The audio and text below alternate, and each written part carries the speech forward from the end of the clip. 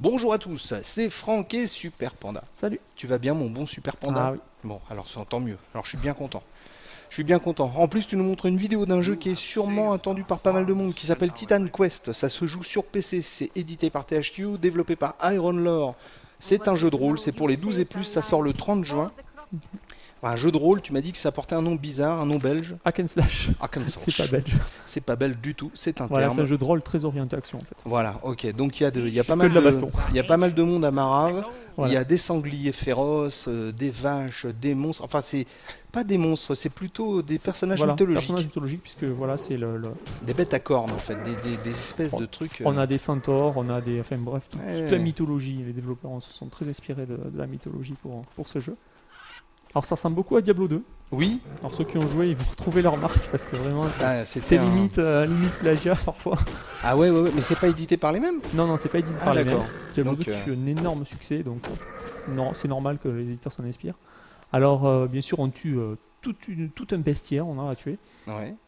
On peut ramasser des armes pour afin de les utiliser pour améliorer son personnage. Ouais. Et ce qui est marrant, c'est qu'on a voilà. Ou les revendre. Ou à revendre si on veut. Parce que notre tonton héros qui est là fait souvent les vides-greniers, donc il revend des coutelas, des choses en cuivre.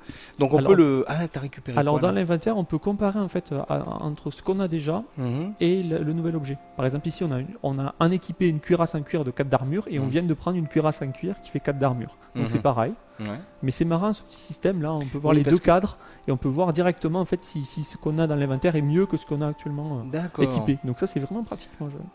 Il y a pas mal d'objets à trouver. Ah oui, là il y en a des milliers, on va dire. Oui.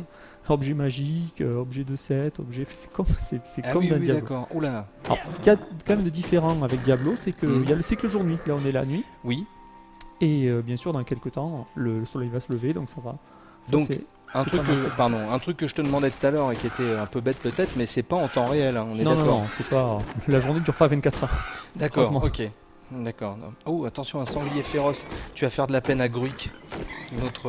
Notre bon Gruik de la technique, à force de tuer des sangliers, ça va lui faire de la peine. Alors, quand on gagne des niveaux, évidemment, le personnage progresse et on peut ensuite dépenser les points que l'on gagne dans un des attributs. Santé, énergie, force. Assez classiquement. Là, je suis un guerrier, donc je vais augmenter la santé et la force. La santé pour avoir plus de points de vie et la force pour taper plus fort, évidemment. Et à chaque niveau aussi, on gagne des points pour son arbre de compétences. On peut acheter de nouvelles compétences. Donc, comme dans Diablo, c'est une arborescence. Donc, quand on achète, par exemple, là, j'ai acheté un point pour l'assaut. Après, je pourrais peut-être acheter une sensibilité ou alors me diversifier un petit peu plus avec d'autres branches. D'accord. Donc on choisit en fait son évolution. Par contre, dès le départ, t'es guerrier. Non, en fait, au début du jeu, on n'a pas de classe prédéterminée. On l'a choisi après. Donc, on l'a choisi après un certain niveau. Voilà, il y a plusieurs types de classes. Il y a plusieurs types de guerriers, plusieurs types de magiciens. Il y a un archer. Il y a en tout, il y en a 8. D'accord. Voilà, je me gagne un niveau avec ce petit truc. Donc, je suis niveau 3. Et je vais vous montrer une fois que j'aurai trucidé. Oui, vas-y, on te laisse faire, vas-y. Oups. Ah, il y en a toujours qui arrivent derrière. Oui, ça c'est clair. Oh, puis là, il y a plein d'archers là. Oula, méfie-toi. Voilà, une retraite s'impose. Voilà, donc là j'ai gagné 3 points que je peux utiliser pour acheter des nouvelles compétences ou alors pour augmenter ma maîtrise de la guerre. D'accord. Vous voyez que ça va augmenter la force, la dextérité et la vie. Il me semble que tu te fais, complètement éclater derrière. Hein. C'est pas grave. Je vous montrer, c'est pas grave. Voilà, Allez. Oula, oui, en effet. Bon, mais je pense que c'est un jeu qui va intéresser les amateurs du genre. Il est bien réalisé, il est joli. C'est assez troublant dans les détails pour un jeu comme ça. C'est pas du tout original. Il n'y a rien d'original dans le jeu. Mais bon, voilà, c'est bien foutu. C'est bien fichu, puis c'est bien pour une fois que ça soit pas que de la stratégie, des trucs comme ça. Là, c'est vraiment de la baston. Ah, là, c'est de la baston. Il y a un grand terrain de jeu. Il y a un grand terrain de jeu. Et il n'y a pas de temps de chargement quand on entre dans les grottes. Hop, on entre directement. Ah oui. Sans temps de chargement. Et ça, c'est pas mal. C'est pas mal. Ça coupe pas, au moins, ça coupe pas le. Faut une grosse config pour jouer à ça? Non, il est assez fluide, voilà, je vais mourir, bon, c'est pas grave. Bah, comme ça, on va voir où tu renais. Voilà, on va voir où je renais, voilà. Donc et là, en fait, hop. On renaît à côté des fontaines de renaissance. La classe. Au fur et à mesure du jeu, sur la carte, on en trouve. On les active et on renaît au dernier point activé, en fait. D'accord. Voilà la carte. Bon, on a dit pas mal de choses pour une preview. Bon, c'est une preview, c'est juste un petit aperçu du jeu. On en aperçu. fera une de toute façon. Ouais. Dès que tu l'auras eu en main, que tu l'auras testé, que tu l'auras épluché dans tous les sens, hop, le matin se lève en plus. On va se quitter sur le matin, c'est joli, c'est tout rose. Bon, eh bien, il donne envie un petit peu ce jeu quand même de Titan Quest. Voilà, c'est pas prise de tête, gameplay très au point, pas du tout original, mais c'est bien foutu. Donc c'est pas mal. Bon, bah écoutez, on se donne rendez-vous pour une deuxième vidéo quand il sortira. En attendant, Titan Quest, ça se joue sur PC, c'est développé par Iron Lore, édité par THQ. C'est du hack and slash. Ça sort le 30 juin et c'est pour les 12 et plus. Merci beaucoup d'avoir regardé cette vidéo et merci mon bon panda de l'avoir présenté. Mais de rien. À bientôt. Allez, ciao. Ciao.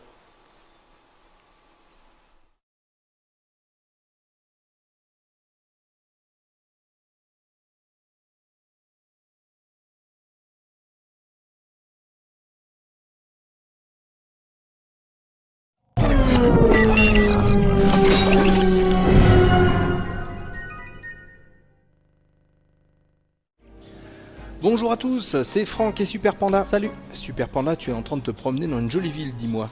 Ah oui. Rakotis, une des villes de Titan Quest PC. Des nombreuses villes. Une des nombreuses villes de Titan Quest sur PC. Un jeu THQ développé par Iron Lore, un jeu de rôle action.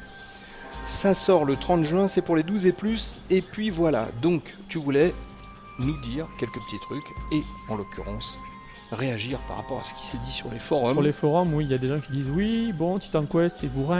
Bah, c'est bourrin, oui, c'est normal, c'est du hack and slash. Donc c'est bourrin, c'est le principe du jeu, c'est de faire progresser son personnage, d'avancer de l'aventure en tuant des centaines et des centaines de monstres. Voilà. Donc c'est ça le principe du jeu et les quêtes qu'on a sont assez nombreuses, mais sont assez simplistes, on va dire. C'est pas du tout genre Oblivion, quoi. C'est plutôt du Diablo 2.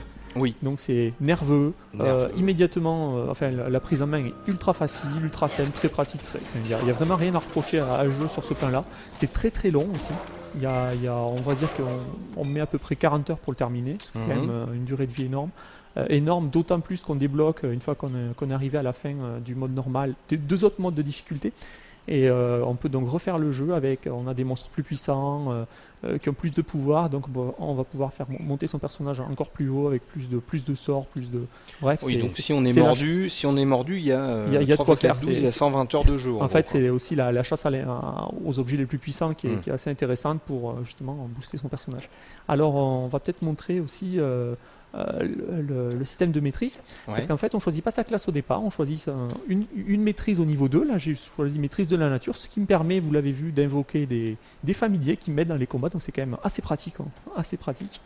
Et au niveau 8, j'ai choisi, il y en a 8 maîtrises en tout, donc on peut faire des combinaisons. J'ai choisi maîtrise de la guerre, qui me permet d'avoir cette aptitude-là qui m'intéressait pour taper plus vite en fait avec mon arme. En fait, je suis une sorte de guerrier qui s'aide de familiers. C'est très efficace. Et si on se trompe aussi dans le choix des compétences, qu'on s'est trop éparpillé, on peut racheter les compétences grâce à ce personnage, moyennant quand même finance. Oui. Puisqu'il racheter les compétences, ça coûte cher. Ouais. Mais c'est très intéressant, puisqu'au moins le personnage n'est pas figé. Si on s'est trompé dans le choix, on peut changer revenir sur nos autre compétence. Mais évidemment, le choix des deux maîtrises sont, une fois c'est fait, c'est fait. Alors là, vous voyez que je suis champion. En fait, combiner maîtrise nature plus maîtrise guerre, ça fait champion. Si vous combinez maîtrise guerre plus maîtrise ruse, ça fait un assassin. Voilà, il y a plein de petites de choix, de combinaisons comme ça à faire, et c'est assez intéressant. Et puis aussi, tu me disais tout à l'heure en off qu'il fallait pas trop s'éparpiller. Oui, qu'il faut pas s'éparpiller évidemment, parce que si vous vous éparpillez, vous pourrez jamais acquérir les maîtrises les plus puissantes qui se trouvent en haut, parce qu'il faut commencer par celle en bas pour progresser. Donc si vous vous éparpillez et que vous achetez toutes les maîtrises de la guerre en bas, plus toutes les maîtrises de la nature, ça va être vous allez avoir quelques petits problèmes, on va dire. D'accord. Il faut vraiment choisir une voie, s'y tenir, et c'est comme ça qu'on parvient à de bons résultats. Ok. Bon, bah écoute, dis donc voilà, toi tu as adoré, c'est clair, parce que c'est clair, c'est du rentre dedans, mais c'est un bon jeu. Ouais, bonne durée de vie, mode multijoueur, jouable à 6, il y a un éditeur de niveau, donc vraiment, il y a vraiment de quoi faire, vraiment, c'est vraiment excellent. Le seul petit bémol que l'on peut faire comparé à Diablo 2, ça ressemble beaucoup à Diablo 2, ceux qui connaissent Diablo 2 s'en aperçoivent, je pense.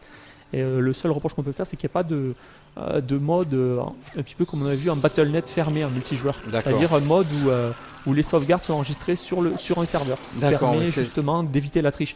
Là, en multijoueur, c'est une sorte de Battle.net ouvert en fait. C'est un petit peu, c'est un peu ce que j'allais te poser comme question au niveau du multijoueur. Il y a quand même des choses à faire.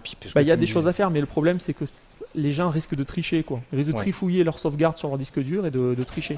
Mais moi j'ai beaucoup joué à Diablo 2 en Battle.net ouvert. Et il y a des joueurs honnêtes, donc il faudra tomber sur les bonnes parties, mais je pense qu'il y a de quoi faire quand même. Ça existe. Bah oui, ça existe, évidemment que ça existe. Tout le monde n'aime pas tricher, donc vous pourrez trouver, je pense, des parties tout à fait intéressantes à faire sans triche. Exactement, t'as raison. Ouais. Il y a des mondes quelquefois où on ne triche pas, et Monsieur Panda a rencontré ces gens-là, donc ça existe. Bah oui, ça existe évidemment.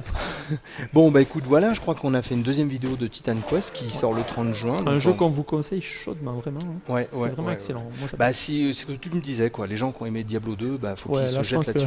Je pense que ça peut le faire. Les amateurs de Diablo 2, à bon entendeur, voilà. C'était Titan Quest sur PC, un jeu THQ développé par Iron Lore. C'est du jeu de rôle action pour les 12 et plus. Ça sort le 30 juin. Lisez le test sur le site. C'est très important de lire les tests. Et puis voilà. Tu veux rajouter quelque chose? Non, pas. Eh ben écoute, on va y aller alors. Ouais.